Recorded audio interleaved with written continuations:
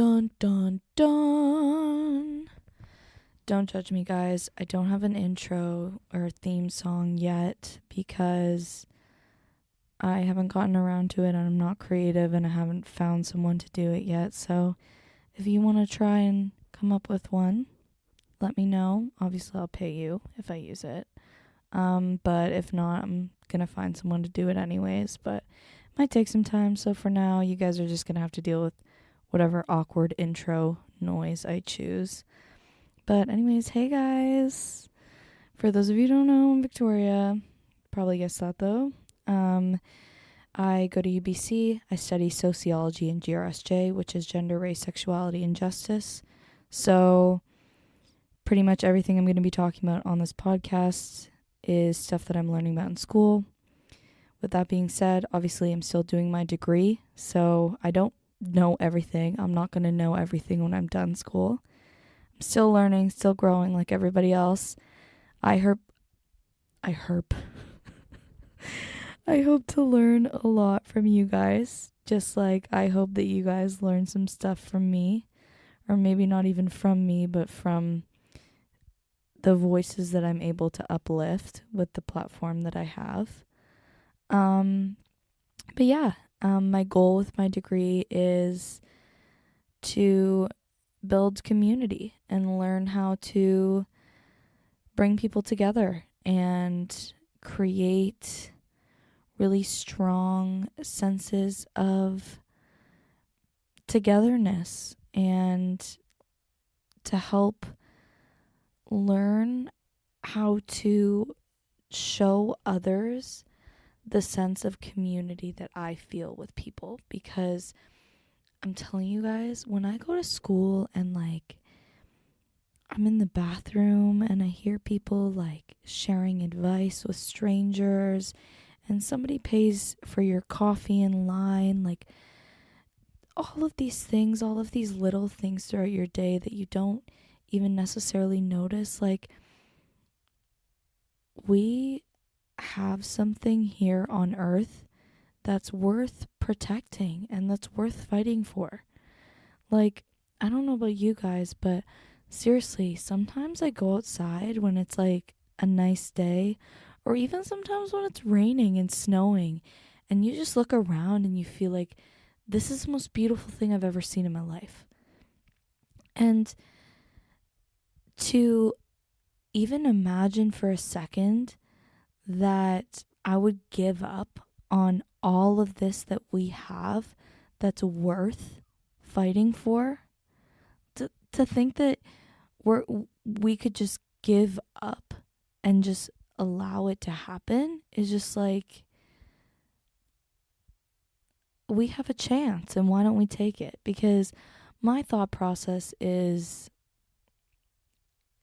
if we do something and we only accomplish a little bit but not enough, then that's gonna suck. But then that's gonna happen either way, whether we do something or not. At least if we do something, there's a chance that we could fucking fix this shit. Or at least start fixing it. But anyways, that's my thought process. I hope maybe that gave you guys some perspective on where I'm at with everything. But yeah, I want to do whatever I can towards helping create spaces where the community can come together and have healthy, constructive, healing conversations that promote solidarity and love. So, I mean this so seriously, guys. All I want to be able to do is bring people together so that we can talk to each other and learn to understand each other. I don't think that I sit here and have all the answers. I don't. I want to find the answers in our community. I want us to know how to help each other, how to love each other, how to learn from each other, how to care for each other. Like, I just want to have a space and create a space for us to put in that work in our communities and do some of that work. Because I think I have the privilege to have a space like this and to be able to create a platform like this. And I'm going to use the hell out of that to uplift voices and build community. And yeah, just kind of a glimpse at what's going to happen. So I'm going to start off with having just like 1 or 2 guests per episode, and I'm aiming to have people on that are qualified to be discussing the topic at hand. So that doesn't mean you have to have a degree or even be in school to be talking about something. It just means that I need you to have experience in it. And whether that's lived experience or school experience or occupational experience, maybe just an example, if that doesn't make a lot of sense, is like if I'm releasing an episode about trans healthcare, I'm not going to have just anyone on to talk about trans healthcare. I want to have people on that have experience working in trans healthcare and policymaking and are trans themselves and have experienced inequalities in healthcare, and people with trans children who are learning how to navigate new healthcare and how to give your children agency in their healthcare when they're still young. So I hope that makes sense. Like, by when I say qualified, I just mean like, even if it's just a topic you're passionate about, I just want people to come on and be talking about things that they can apply to real life and that they have experience in and that they see in the real world and that they can relate to the world and that they can connect to other things. Because I think it's important for everybody to have conversations about these things, but that's where the listening portion comes in is, guys, I want you all to be able to come on here and talk to me about something you're passionate about, something that you love, something that's cool to you. And sometimes you're just going to have to listen. There is going to be times on this podcast where I barely speak at all because I don't know a lot about the topic and I'm learning. And when we don't know a lot about topics and we're learning, we try our best to listen and ask constructive questions and be patient and be understanding and have an open mind. So if you guys are feeling like, oh, there's nothing that I like talking about that is social justice related, I promise you that is not the case. Everything is social justice related. So, like, if you want to come around here and talk about football, I'm down. Because if we're talking about football in a social justice context, cool. I would love to hear about people's experiences in football and sports in general. So I hope that makes sense, guys. We're going to be talking about so much stuff, like the topics every week. What I really want to do is I want to bring people on, and I want to start by just kind of opening a conversation about it, explaining the topic or the issue at hand. And then what I want to do is I want to connect it and I want to bring the conversation to a place where we're starting to think about other people that struggle similarly and how in this way this group is oppressed, but also this oppression for them causes further oppression for another group. And we just begin to create a web of interconnectedness that allows us to see we are not each other's enemies. 99% of this earth, we are in this together. Believe it or not. It's crazy to think about how we have been so conditioned to see each other as competition that we've almost forgotten to be able to step back and realize that we don't have to fucking play this game. The only reason we're playing is because we're choosing to continue to play. What we need to do is stop fighting each other, stop competing with each other, look at each other, nurture each other, turn towards the people that have been forcing us to fight each other and compete with each other for basic needs like water and food and shelter, all things that are provided to us by the earth for free, by the way. All of these things, and turn back towards the institutions and the structures and the systems that are creating this problem and just get rid of them. Abolish. Anyways, I'm going to keep moving. Because I'm hosting these conversations, I am going to do my very best to listen to communities and ensure that I'm honoring the way that they would like to be heard. So something that I've learned that I've decided to apply to asking communities on my podcast is I'm going to say, would you like me to stand in front of you and use my voice to protect you and speak up for you? So that could mean, them writing you a script and then you speaking it because they don't feel like they have the energy to speak. That can mean you stepping in and creating a barrier between that person and a police officer.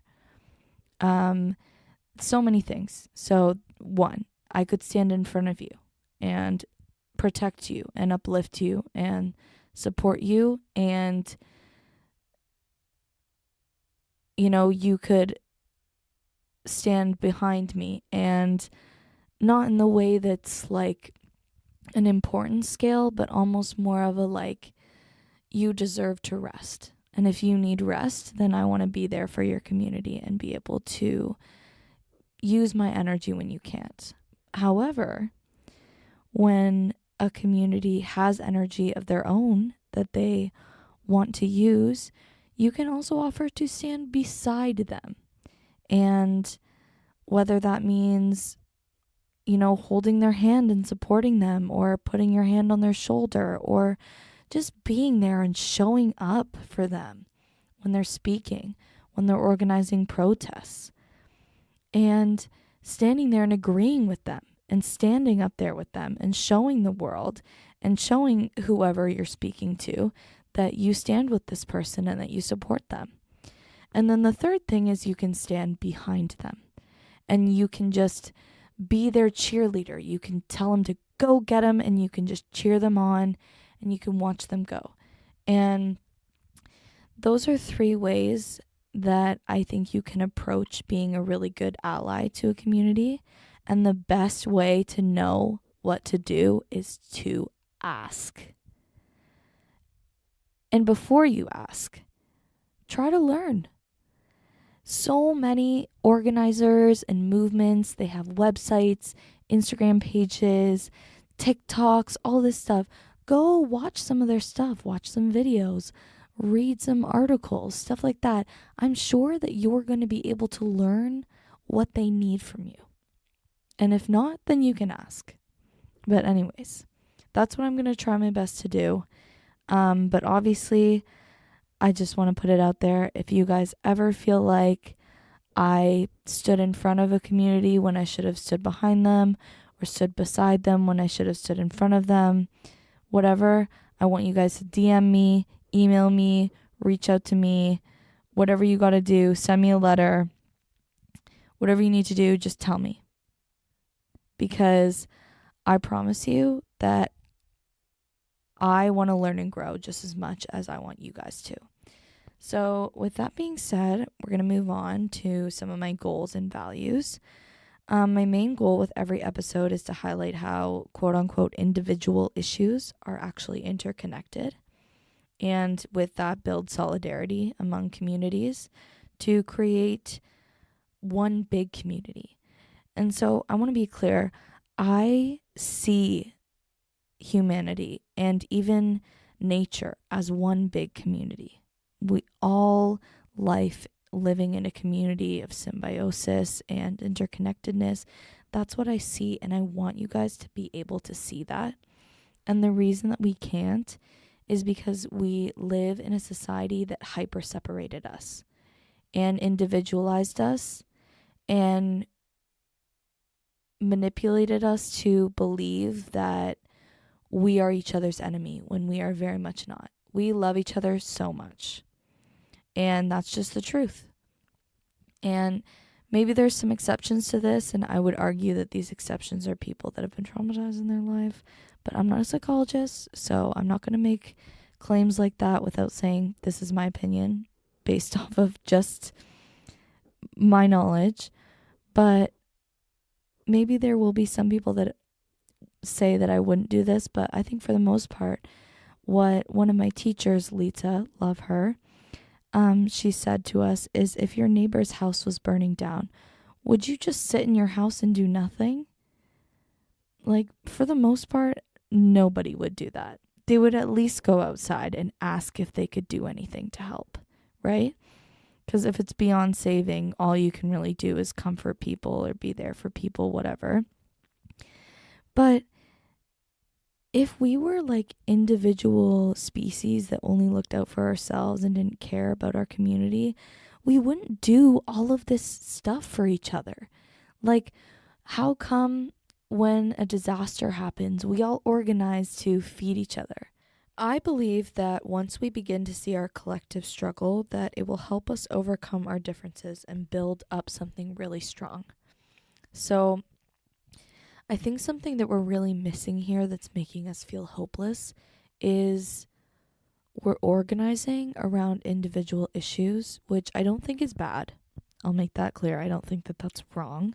Obviously, I think it's very important that we organize.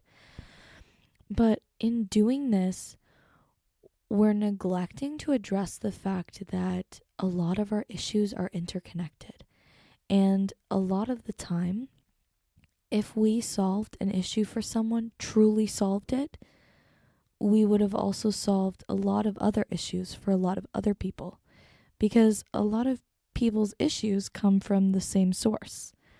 And just because they manifest differently, and just because they appear in reality differently, it does not mean that they come from a different source and that they're independent of each other.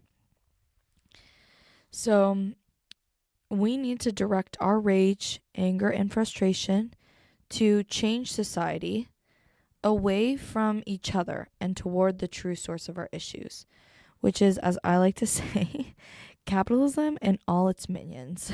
The patriarchy, colonialism, imperialism, and white supremacy. Guys, I know these are really recycled terms, and I'm honestly gonna try my best to avoid using them a lot, because as much as I think they're really important and I'm definitely going to use them, I understand that we just hear them so often. I think that people are actually starting to check out of conversations when they hear those words a lot, which it's just really important that we're listening and that we want to learn and we want to understand. So guys, I'm going to try my best not to just be like throwing these terms everywhere without explaining them and going deeper into them, but I am going to have to say them sometimes. I get it. It's hard to hear words that are so used all the time, often, that you hear all the time. And I get it, but you're just going to have to suck it up. I also don't like hearing about this stuff all the time. Obviously, I don't like microplastics in my bloodstream. I don't enjoy that. But it's reality and it sucks. So sometimes we have to hear things that we don't like. And those words are going to be some of them, unfortunately. Just FYI. And in the next episode, I'm just going to go over all of these concepts that I'm going to kind of tie in together in a lot of episodes and stuff, just so it's very clear like how I define them and how I understand them myself and things like that. So, next on to the name. Oh, okay. So I chose the name What Would Victoria Do? One, because I wanted my name to be incorporated in the title. Just, I don't even want to say for like originality purposes, but more of just the fact that like every other title that I thought of sounded super cheesy. Because obviously community building and stuff, it's love, it's care, it's reciprocity, it's mutual aid, it's understanding, it's listening. And all of those terms are very like soft and delicate and like super millennial positive quote poster on Pinterest. So I just went with what would Victoria do because I felt like, it added a personal touch and it also was the least cheesy option that I could think of. But I did not choose it because I think whatever I say goes and you should listen to whatever I say. I very much do not think that. I want everyone to think for themselves, and whatever I say should only be at most a piece of the information you use to make decisions. I just want to be someone that pulls in the circle and connects our community. So I chose the name because I hope that I inspire you to reach beyond and inspire others. And maybe when you are out there doing important work and doing what you love to do, and you find yourself stuck and something I've said pops into your head, you can give a little smile and think of me. And that's just what I really want the name to mean, is I just want you guys to take information that you learn from and that you grow from. And I don't want you guys to think that I believe that I have all these answers and that you guys should all listen to me and everybody should do whatever I say. I really don't want to be like an influencer or anything. I don't want fans. I don't want that life. I want you guys all to be my friends. I want you to be my community. I want to talk to you guys. I want to have you guys on this podcast. Like, I really don't want like a celebrity fan relationship thing. So it's really not about if I think that I'm right or not.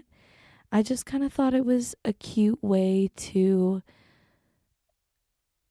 almost highlight that I really want to be a teacher and that I really want to inspire you guys, is what I hope this podcast gives to you. So, what would Victoria do more means when you need inspiration, I hope that you can find it in me or other people that I bring on the podcast as well. It might not just be me, but I don't know. I think I'm pretty cool. And lastly, for kind of the goals and values and stuff, I just want to say this kind of shit is not easy. These kind of conversations are not easy. They are tough. It is very hard to sit and try to find understanding between each other when two people are so different and have been taught such different things. And I've found a lot of the time when you have people that are on two ends of a binary and they're discussing an issue in two different ways, they understand the issue, but the way that they understand it is just different. And if we can find a way to understand how each other understands issues, we can understand each other. I hope that makes sense. I think it does. But I have the privilege to make a space for people wanting to put in this kind of work, to have uncomfortable, healing, motivating conversations. And I'm working towards becoming someone who can hold and nurture a safe space for our community to do this. So it's definitely not just going to be me. I am by far not as qualified as many other people to be doing and hosting these kind of conversations. So I'm going to be bringing on a lot of people. But I'm really hoping that I'm able to use what I have to hold this space for people to have these conversations. So with that, I am going to do my very best to acknowledge my place, my privilege, my limitations, and my gratitude for the origins of the work that I want to do. First off, I want to make it very clear that I do not believe that I'm better, more capable, or more qualified to do this work than anyone else. I understand that there are thousands of people out there who could probably do this way better than me, but a lot of people don't have the privilege and access that I do.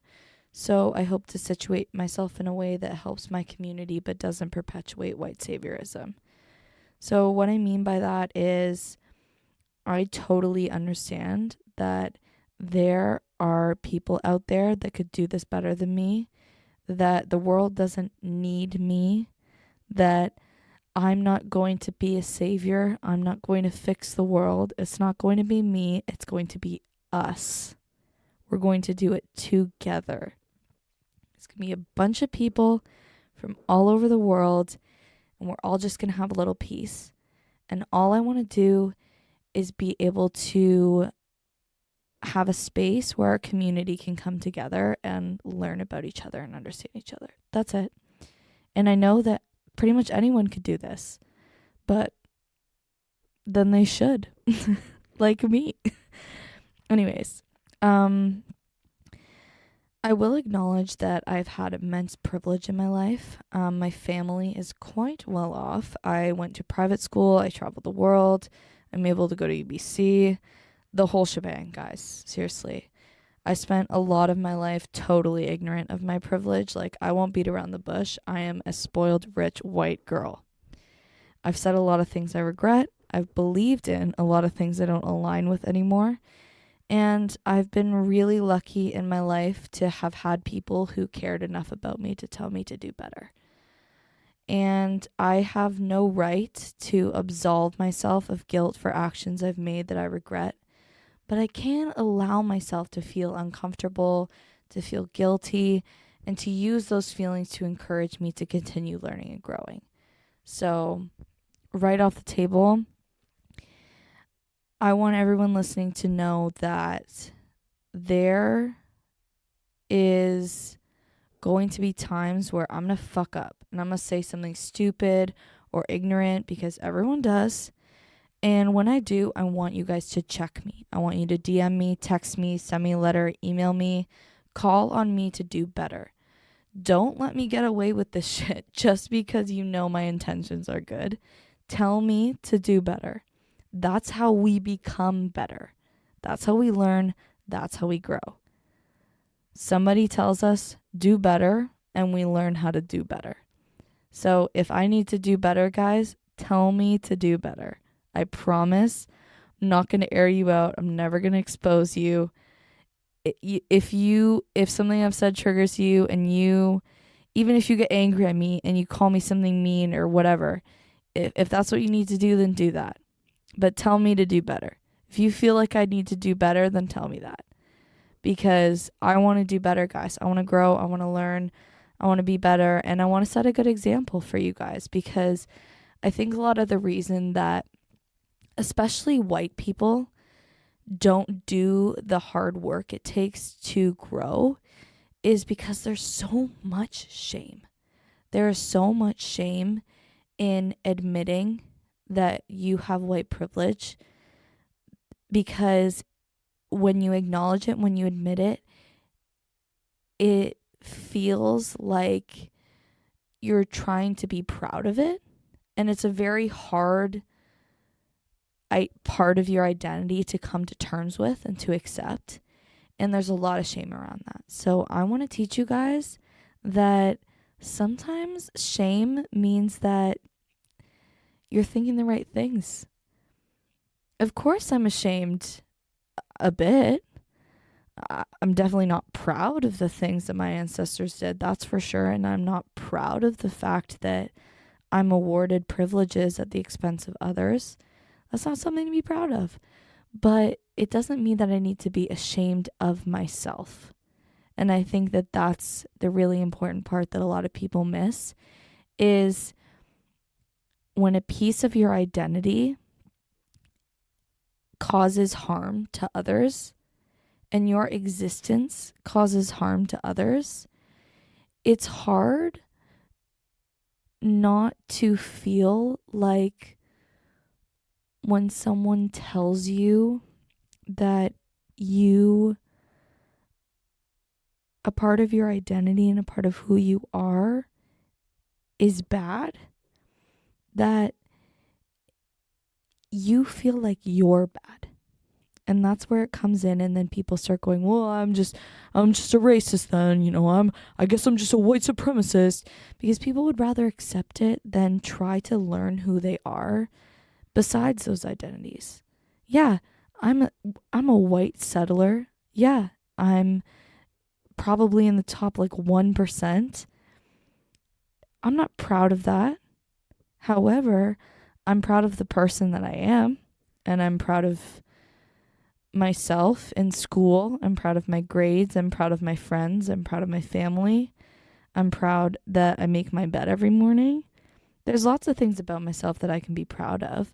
I can love myself and I can be proud of myself while also not being proud of white supremacy. So it's definitely a long process, and we're going to get there, guys. And I want to be, if I am, if not, that's awesome. If I am, though, I want to be the first person to tell you that when you start feeling uncomfortable and when you start feeling guilty, that means you're doing the right things and you're having the right conversations and you're thinking the right thoughts and you're on the right track. If you are thinking about issues that you are the oppressor in, and you are feeling uncomfortable and you're feeling guilty and you're feeling a bit shameful, then you're getting there and you're doing it and you're doing that hard work, and I'm proud of you. Okay? So just keep learning how to accept the discomfort, because it's not comfortable. Who would ever be comfortable learning that their ancestors committed genocide and had slaves? That's not great, and nobody would feel happy about that. It's a very uncomfortable feeling. So we need to learn how to accept that it's always going to feel uncomfortable, because it's not right. And the fact that you feel uncomfortable means that you know it wasn't right. And it means that you're on the right path, clearly, because someone that didn't understand that it was wrong wouldn't feel uncomfortable. So hopefully with that piece of information, you guys can just know kind of where my head's at with that. But anyways, my second point in acknowledgements is, it is so important I also acknowledge that the reason I'm here right now, like alive, able to do this podcast and share it with you guys, is literally because I was born a white settler on stolen land. My childhood home was built on land stolen from the Mohawk, Anishinaabe, and Haudenosaunee peoples. My private school was also built on these lands. And there I was provided with a privatized education created in order to ensure privileged kids like me could succeed in capitalism. I'm not kidding, guys. They inflated our grades so much that when I went to public school, even though I was really smart, I was doing terribly at first, because I didn't understand why I was good at math at private school and not at public school. But then I learned that they were actually just boosting my grades because I was paying for my education. So take that as you will, guys. But every vacation I've been on to experience the world and travel the world and learn about other cultures has come at the expense of nature and local communities. And this is something that I came to terms with a lot more recently than I did with some other things. And it's hard, guys. It's so hard because this world is so tiring, and work is so tiring, and school is so tiring, that vacations are amazing and they feel so relaxing, and it's beautiful to go out and be able to experience the world, especially when you live in Canada and it's dark and cold in the winter and you feel like you're depressed and you want to go somewhere sunny and warm. I get it, okay? We are not the problem in this. Okay? The travel voluntourism, tourist industrial complex. That's the problem. Okay, so let's learn how to accept that we participated in something that's not morally right, but also that regardless of if we go on vacations or not, the tourist industrial complex will find a way to make us go on vacations. So what we need to instead is abolish that. But I digress. I'm going to go back to the topic. I now live and receive my education and university on land stolen from Musqueam, Squamish, and Tsleil-Waututh people. And I exist and live the life I do because of violence and genocide. Again, very difficult topic to come to terms with. It's not fun to know that you're alive because other people died violently. That's not fun. And it doesn't feel good. And it's never going to feel good. And we just need to accept that. And we just need to be able to find a way to come to terms with that, guys. It would seriously be truly evil of me to sit here and talk about community, reciprocity, and justice without doing whatever I can to acknowledge the people who built communities off these ideals for thousands and thousands of years. So specifically, when I'm talking about community, reciprocity, and justice, I'm referring to a lot of indigenous culture. And that doesn't just mean indigenous culture in North America. Many other indigenous cultures all over the world also were rooted in these ideals. But I understand that a lot of other cultures had aspects of these too. So I do want to recognize that although I'm more well-versed in indigenous understandings of these topics and their roots in indigenous culture, I do understand that there's other cultures that also have these ideologies. And I really hope that if you guys are from one of those cultures, you want to come in and teach me about it. So nothing has ignited a flame inside of me quite like reading about transformative justice, call-in culture, and indigenous teachings of the gift culture from authors like Robin Wall Kimmerer, Robin Maynard, Mariame Kaba, Adrienne Maree Brown, Bell Hooks, Dean Spade, Nora Samran, so much more. These works have spoken to me in a way that nothing else has spoken to me before, and has really pushed me to want to do the work that I hope to do with this podcast. So I'm going to do my very best to give credit where credit is due, but if you guys ever feel like I said something and I should have given credit, then just reach out to me and tell me. Tell me to do better, tell me to do more research. You guys don't need to teach me, just tell me to teach myself. Tell me to do better. That's all I need from you guys. So a final point before I move on from the acknowledgements is I just want to make it very clear. I understand that I am in no way qualified to be hosting and initiating conversations of transformative justice. So the work that I'm doing here is conversation community building. And a lot of my values and the way that I approach conversations are rooted in practices of transformative justice. And I'm going to acknowledge that, and I'm going to talk about transformative justice.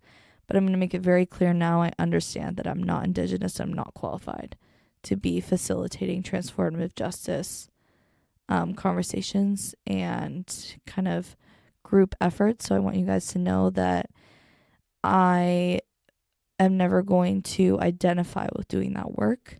I identify with community building through conversation, with tied in aspects of transformative justice, which I will always try my best to give credit for. Again, if you guys ever feel like I said something and it was like, hey, I know you probably know that you didn't come up with this idea, but you should probably say that. Just let me know, guys. Seriously. I'm always willing to learn, always willing to grow, always willing to correct myself. So finally, just a few other points that have less to do with me. One, shout out to my amazing, fabulous, talented peeps who are doing editing for me. My main editor is Hannah. She's also a student at UBC, and she actually has a small production company called Destiny Productions, Inc. They're on Instagram at Destiny Productions Inc. And their mission is to spread kindness through film by championing BIPOC and LGBTQIA plus communities and amplifying voices who are often left unheard in our society. And because Hannah is a student and has her own production company, I have another friend of mine, Shy, who's going to be filling in for Hannah if she gets overwhelmed or is too busy. I am so lucky to have so many amazing people in my community that believe in me and want to help me. And I'm so thankful to Hannah and Shy for everything. Like, obviously, this is the first episode. We haven't done a lot yet, but like, I'm just preemptively thanking them. And I want you guys all to know how much I respect and appreciate them. And if you guys are a supporter of mine, you're also a supporter of them. So anytime I shout out one of Hannah's short film productions, I just want you guys to go and watch it. And, you know, same with Shy. I know Shy is in engineering, so it's a bit different. But again, either of them, if I'm going to shout them out, I need you guys to support them like you support me, because they're on my team. They're doing editing for me. They're making this podcast possible for you guys. So without them, you wouldn't be able to listen to me blah, blah, blah into the microphone all the fucking time. So 2, if you're also in social justice and community organizing and you want me to like shout out an event you've got going on, or like you guys want to collab or do some like conversation topics that you want me to talk about, just like shoot me an email, or I'll get into my email. But you can send me a DM, send me an email, whatever you need to do, just let me know. And I'm super down to do that. I really want to build community here, so I want to support whoever I can all the time. And 3rd, I have the first 10 topics lined up, but after that, I'm going to be needing suggestions from you guys. So these next few weeks, I want you guys to like think of topics you want to hear and listen to conversations about, and let me know what they are. And also maybe think of a topic that you would want to come on and talk about, and let me know. But so if you guys want to reach out for whatever reason, you can DM me on Instagram. My Instagram is at victoria.degroot, DEGROOTE, or you can email me.